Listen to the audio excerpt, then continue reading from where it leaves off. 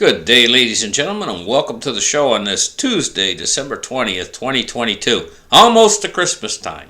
Merry Christmas, ladies and gentlemen. Anyway, listen, we've been charting the demise of the dollar here on this channel for a very long time. Things are getting really rough. Things are starting to really work toward the final demise of the petrodollar with the BRICS nations basically in unison together. And actually, things are descending toward some very bad things that might be coming up in 2023. Let's get in there and let's take a look at the charts. Let's open up the charts right here. First thing I want to take a look at is this. It says Russia makes an unusual request to India for goods. New Delhi has this response. India has defended its ties with Russia after Reuters reported that Moscow had sent a list to India. We got more going on than that. You see, what this is about is, it's about West versus East. And these Eastern nations actually sticking together. That's what it's really about. China and Russia. Military ties boosted by the invasion of Ukraine. This is what it's really about. It's about West versus East. And a war that I believe has already been waging for several years now. And we've been seeing the results of it. Our lives have been changed here in the West. And soon it's going to impact the dollar in a very negative way. Okay, so let's look at more. Russia-Ukraine updates. Moldova fears new Moscow offensive is coming. From where? Probably White Russia. I mean, the whole thing. The whole thing is like moving toward a new Russian push coming up very, very soon. And, you know, the Ukraine has been hitting deep inside Russian territory. Let's take a look here. It says Ukraine war live updates. Explosion rocks Russian gas pipeline supplying Europe. Zelensky visits a frontline city amid the hostilities. So what's happening is they're making these attacks deep inside Russia. Last week there was an attack that was only like 140 miles from Moscow. They were attacking runways and stuff. And this is sort of like, you know, if you had a kid and he was tormenting his father, you know, and he run up and he spray painted his father's car. His father's going to go to work that morning. Comes in, the kid spray painted his car. And the father wants to spank the kid. The mother won't let him. So he spray paints his father's car. And the next day comes along and he does something even worse. He puts salt all over his father's food. You know? Father does nothing. Third day comes along and he puts a mouse trap in his father's bed. You know, and I mean, it just keeps getting worse and worse and worse until the point where, I mean, he comes running out of the woods, the kid does, and he takes a sledgehammer and hits his father in his foot. And his father's hopping around holding his foot. I mean, how far is the father going to take this before something happens? And this is the way with I see it with Russia here, you know. I mean, how deep and how big and penetrating an attacks is going to happen inside Russian territory before you get some sort of a reaction. Well, what have we seen already? We've seen them during the last week. We've seen them loading missiles into missile silos. In other words, it's like they're locked and loaded. Okay, that's what they're doing. They're locking and loading right now. But, like I say, this is East between West. This is what this is forming into. And this is the one scenario you do not want to have in the world, is a fight between the eastern half of the world and the western half of the world when we have nuclear weapons. This is a very, very bad scenario to have happen. So, listen, guys. I've been telling you guys for a while now, you got to do what you can to prepare. You know, and some of you have the ability to prepare and some don't have near as much ability to prepare. But just in your own way, what can you do to prepare for this coming storm that could happen with a world war? You know, food prices are only going to go up higher and higher. Canned food will last quite a long time. The expiry date is out there into the years even on some of the different types of canned food, you know.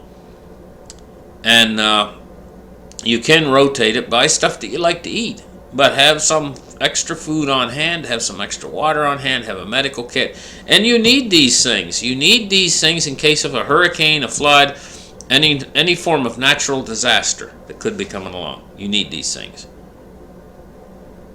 Besides talking about World War III or whatever, you know, you need to have these things on hand. Anyway, I'm not going to preach to you anymore just yet. Okay, we're looking at silver price going up very nicely today. Now we're seeing $1 day, $1.09 today. Let me refresh the page and see if it's any more than that. Okay, $1.08 right now, 24.05.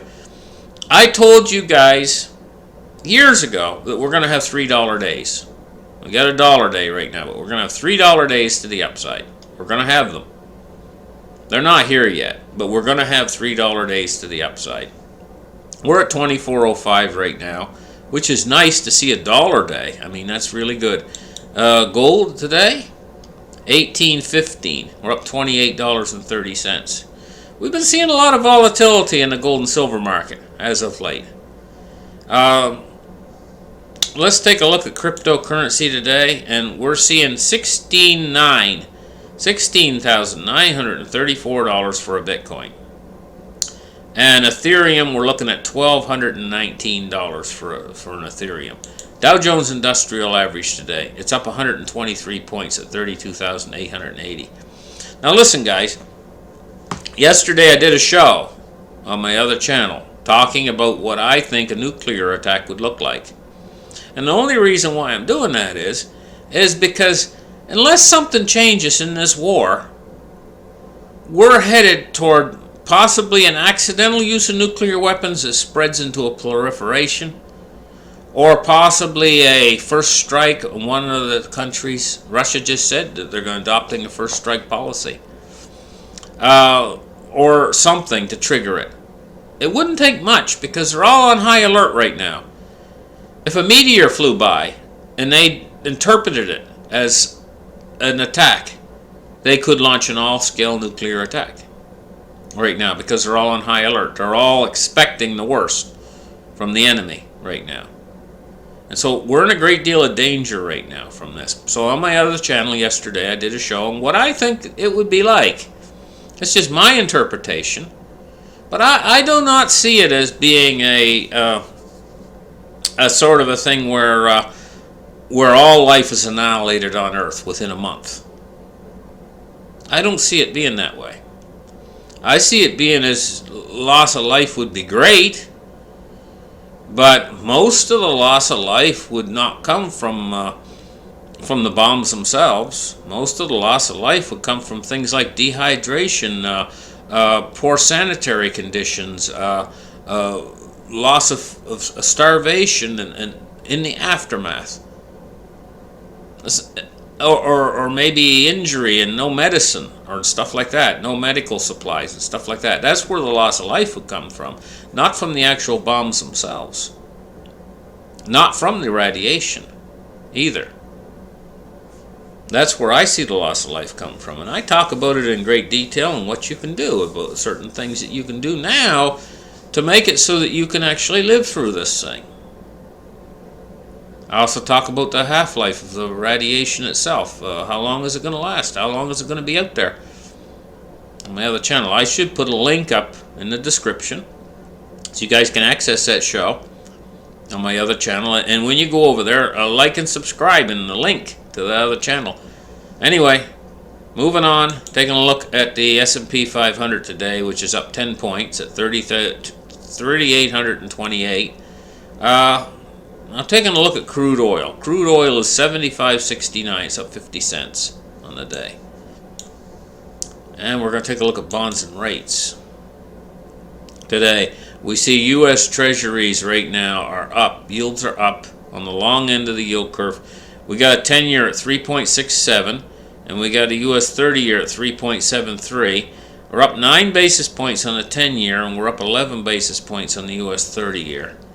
And now to finish off on the dollar index, which is down sharply. It had a sudden decline from 104.69 down to 103.96. And now it's fell off even more to 103.86 right now is where it stands today.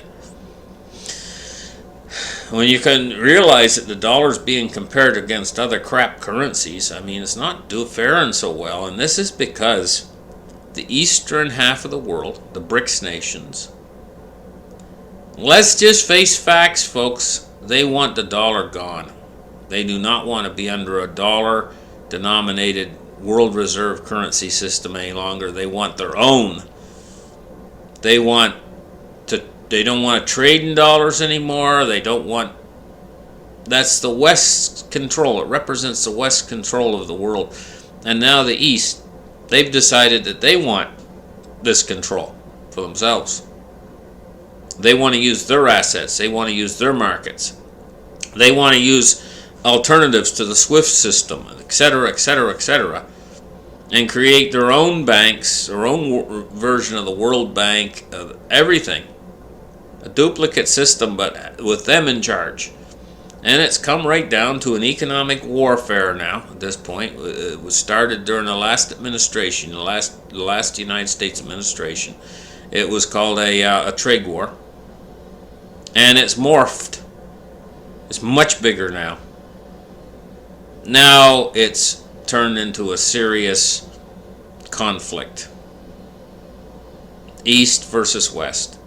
And now they're readying the nuclear missiles. That's how serious it's become. Quite seriously. That's what it's morphed into. And you should take it seriously. I'm going to tell you, when they're locking and loading those missiles, you should not be just sitting there and saying, that's nothing. That's nothing. They'll never do it.